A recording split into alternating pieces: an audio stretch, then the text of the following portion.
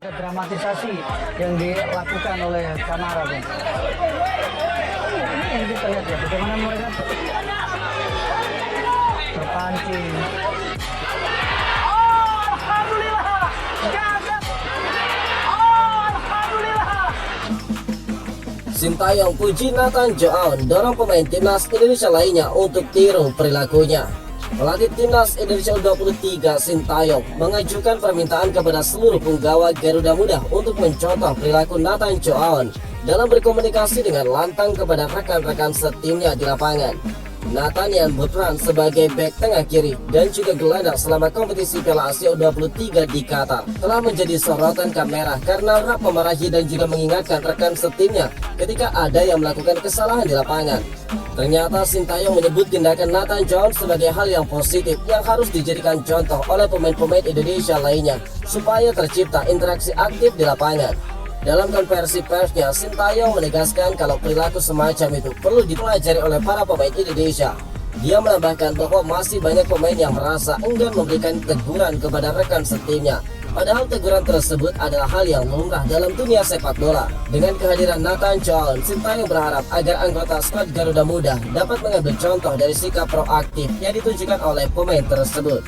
Sintayong juga menyoroti kurangnya komunikasi di antara pemain Indonesia di lapangan yang menurutnya menjadi budaya di dalam tim.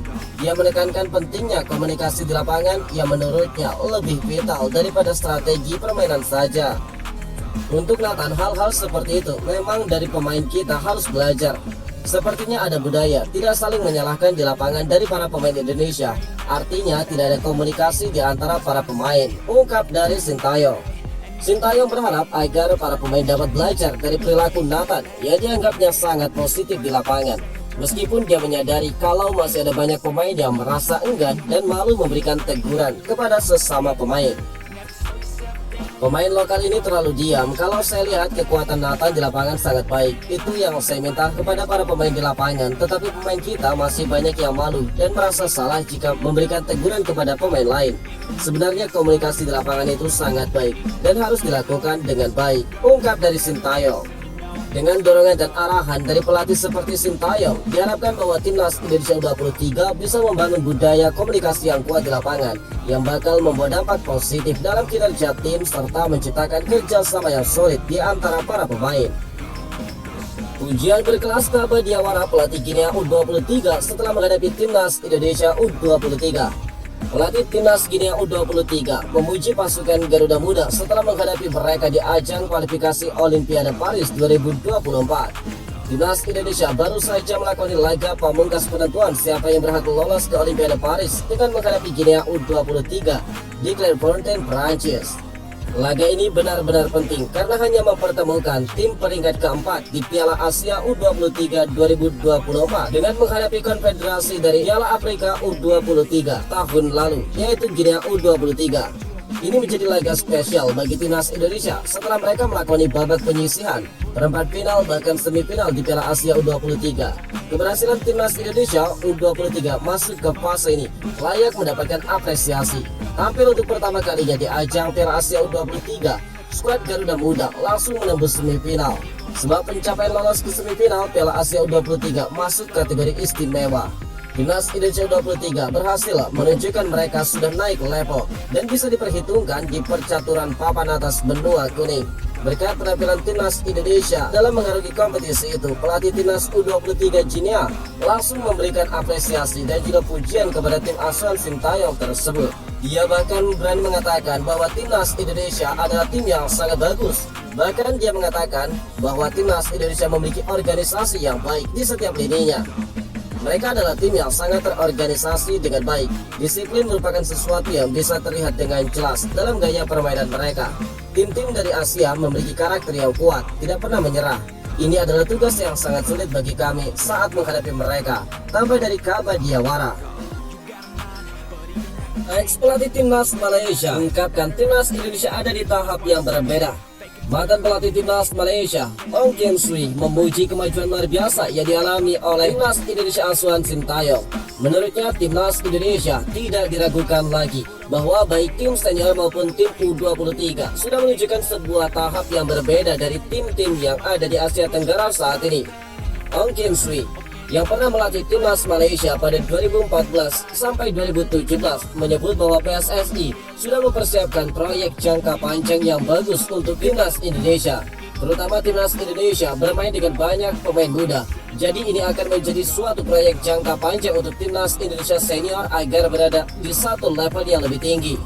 Benar saja, di saat timnas Malaysia dan timnas Vietnam yang sering menjadi rival timnas Indonesia terpuruk dengan timnas senior dan juniornya, timnas Indonesia justru terus tampil bagus, bahkan mampu memberikan kejutan demi kejutan bagi pecinta sepak bola. Oleh sebab itu, Ong Kim Sui kemudian membandingkan suksesnya timnas Indonesia saat ini dengan kondisi tim Malaysia yang sedang terpuruk baik di dalam tim senior maupun U23. Ya, kita tahu timnas Malaysia tidak begitu bagus. Yang kita tahu kalah dari Oman dan kini mereka harus bangkit untuk memenangkan 2 pertandingan kualifikasi Piala Dunia 2026 melawan Kyrgyzstan dan Taiwan, ungkap Ong Kim Sui. Ong Kim Sui juga merasa timnas Malaysia tidak sekonsisten timnas Indonesia karena apa yang dia lihat ada perbedaan, di mana setiap klub di Indonesia mendukung sepenuhnya timnas Indonesia. Sedangkan Ong Kim Sui juga merasa bahwa di Malaysia ada beberapa isu di mana persiapan tim jadi lebih pendek. Satu lagi pemain berdarah Belanda ingin bergabung timnas Indonesia. Satu lagi pemain keturunan siap membela timnas Indonesia. Namanya Delano Arts, usianya baru 20 tahun dan saat ini bermain bersama dengan NEC Nijmegen Belanda. Pemain itu lahir 27 Mei 2003, bisa bermain sebagai bek kanan dan juga bek tengah. Lewat YouTube Yusa Nugraha, ditampilkan Delano tengah membela timnya. Darah Indonesia mengalir dari ibunya, sedangkan kakek dan juga neneknya asalnya dari Gombong, Jawa Tengah. Tidak bermaksud menyombongkan diri, Delano mengaku kalau dirinya memiliki kecepatan serta umpan silang yang sangat memanjakan. Delano memang belum masuk radar dari pelatih timnas Indonesia Sintayong. 2 pemain terbaru yang bakal dinaturalisasi adalah Calvin Van Dong, blasteran Aceh, dan James Revans, keturunan dari Yogyakarta. Delano merasa optimis bisa memberikan warna tersendiri bagi skuad Garuda Muda jika PSSI memberikan lampu hijau berupa naturalisasi. Delano juga merasa sudah tidak sabar ke Indonesia meski belum pernah ke Indonesia, tetapi dia kerap menyantap sajian spesial dari leluhurnya. Delano juga mengaku mengikuti perkembangan sepak bola timnas Indonesia, khususnya timnas U23 besutan Sintayong. Delano pastinya sangat berharap bisa secepatnya bergabung, tetapi semuanya kembali kepada PSSI selaku organisasi sepak bola tertinggi di tanah air. Jika pada akhirnya nanti berjodoh, bisa dipastikan Sintayong bakal punya banyak opsi yang mumpuni di lini belakang.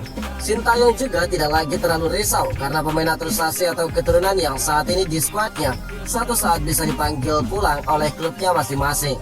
PSSI belakangan memang gencar melakukan naturalisasi pemain keturunan untuk timnas Indonesia. Program naturalisasi sengaja dikebut untuk persiapan timnas Indonesia dalam menghadapi beberapa event ke depan, salah satunya kualifikasi Piala Dunia 2026.